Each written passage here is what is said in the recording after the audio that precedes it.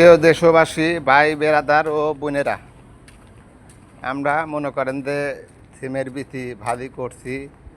সিমের বিচি একজন ঈদের পরে আসার সময় নিয়ে আসিল, অনেকটি সিমের বিচি নিয়ে আসিল।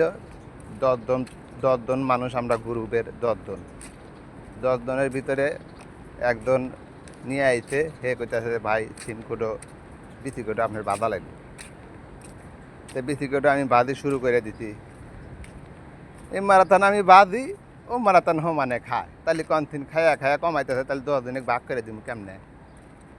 তো এখন কেউ কয় যে হয় নাই, ওই যে দেখেন শুরু হয়েছে, দেখছেন?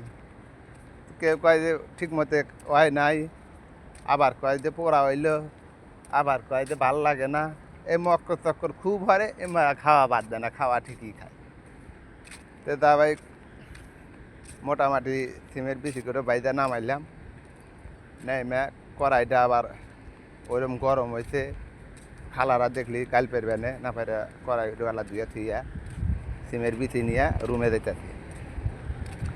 রুমে নিয়ে যাওয়া বাদে এখন একটা খায়া দেখতেছি যে কেমন মজা। মোটামুটি মজা আছে, তবে বিচিটা সিলবার নতি হলে কেবা জানি খুব কষ্ট লাগতেছে। না ভাইরা গেলাম এর ঠেলা ঠেলা নাই, খায়ালাম যা আছে কপালে। কট কট কট কট শব্দ, গরুর আড্ডিও বা শব্দ হয় না। তে মোটামুটি ভালাই লাগে। 2-1টা আগে আমি তো খায়া টেস্ট করলাম, এই যে বাইলাম আমি টেস্ট করি নেই।